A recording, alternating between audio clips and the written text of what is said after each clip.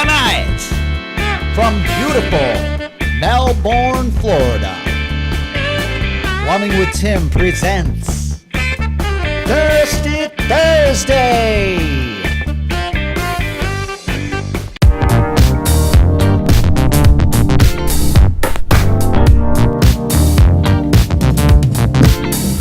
Welcome everybody to Thirsty Thursday edition of Plumbing with Tim, the show where I answer questions from you, the viewer, as well as frequently asked questions I get from my customers.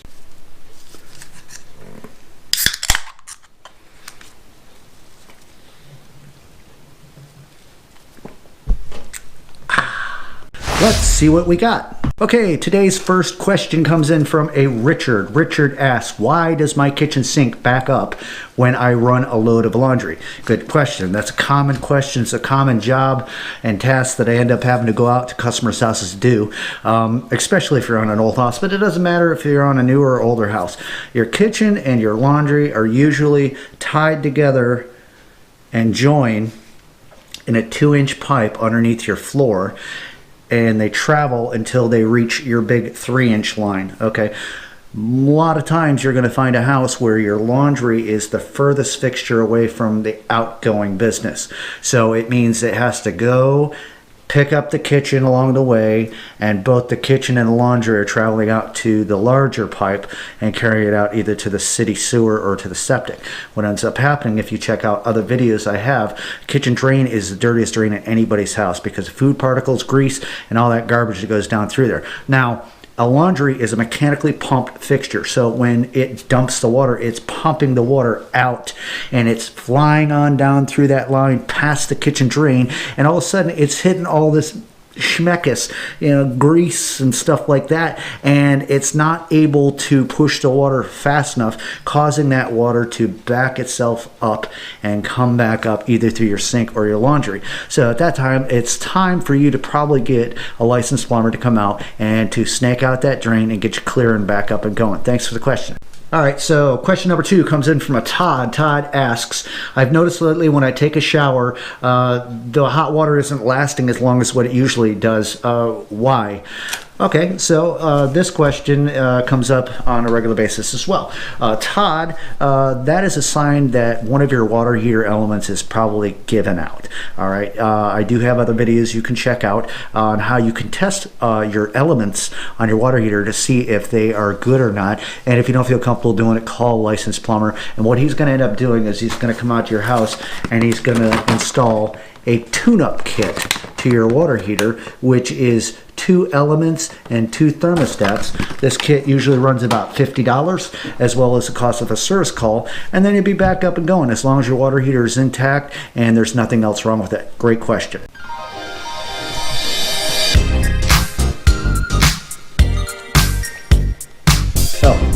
Okay, so this is our last question of the night, and it is the featured question of the night, and it comes in from an Aaron. Aaron asks, I just started on my plumbing apprenticeship. You got any tips for me? First of all, I'd like to personally congratulate you on choosing this trade, plumbing, as a career, hopefully, and the best of luck to you. My first tip that I'm going to give to you is when you're starting off and you're trying to become an apprentice and move your way up through journeyman and all that other good stuff, you're usually going to get put on a van with a plumber. First and foremost, you need to do is pay attention. Don't be sitting on your cell phone all day or wandering off or doing this. Watch what he's doing. Ask a lot of questions. Ask him what kind of a tool he's using. What is that fitting that you're putting on there? Try to learn the vernacular and what these parts and tools are called. That way when he says, hey, Aaron, go out to the van and get me a spanner wrench, or go get me a pipe wrench, or go get me this or get me that, you're going to know what it is. And as you learn this knowledge, you're going to find out how valuable these tools are to be put in your toolbox. That way when you get your paycheck, you can run down to the local hardware store or plumbing supply and pick yourself up some tools a little at a time as it goes. And most importantly, when you're starting off, it doesn't matter whether you're new or you've been there for years. Be at work every single day. Don't be calling out with a brown bottle flu and all that other crap and stuff like that.